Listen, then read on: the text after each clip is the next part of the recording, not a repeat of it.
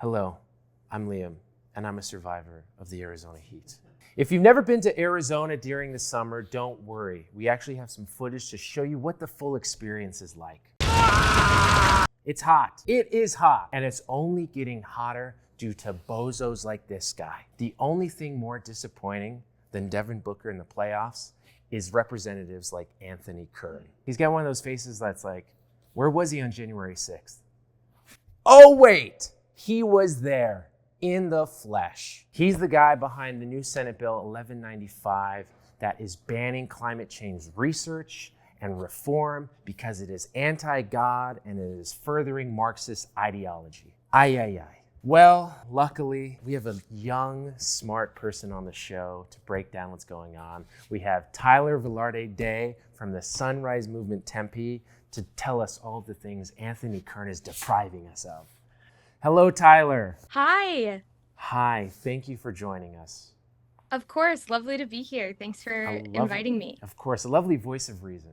Okay, Oh, so thank you. Homeboy is calling climate change research anti-God. How did this happen? What went wrong? Yeah, I mean, if we're thinking about like what went wrong with the bill, or like why we're at this point, it's just the fact that we let Anthony Kern create a climate bill. So SB 1195 is the bill that we're kind of talking about. It prohibits using public money for quote unquote furthering Marxist ideologies, which is defined in the bill as basically any kind of effort to avoid or address the climate crisis.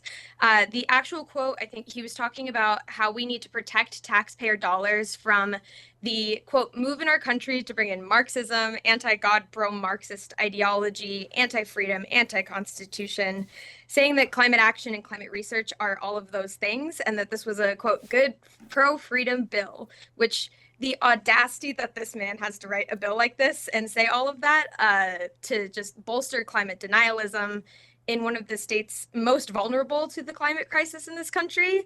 But also just in the last few weeks, he's been showing us exactly why he shouldn't be in office.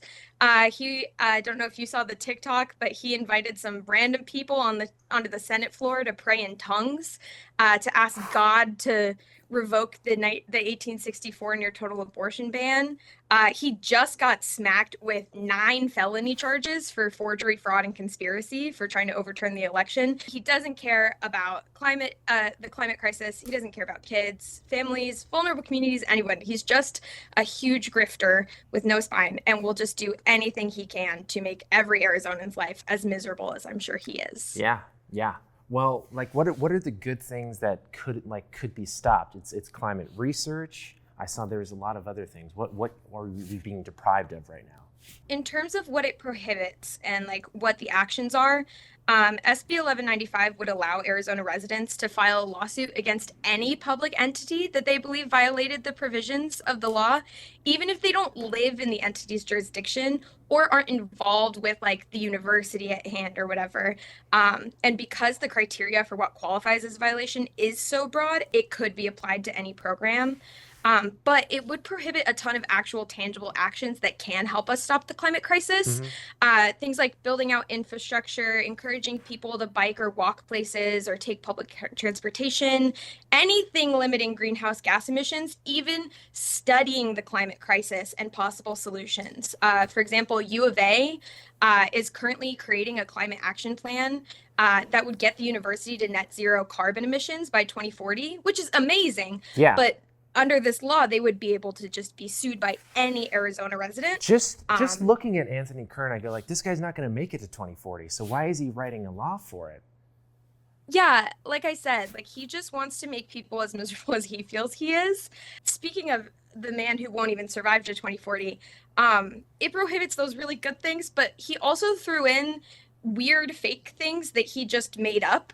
Like one of the examples in the language is that it prohibits creating a limit on how much clothing a person can buy.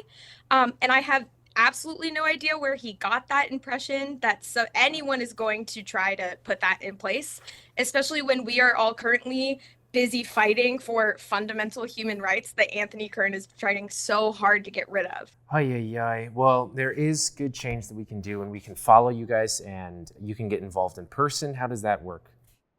Yeah, absolutely. So Sunrise Movement is a national org. The Sunrise Movement Tempe is just one of our hubs.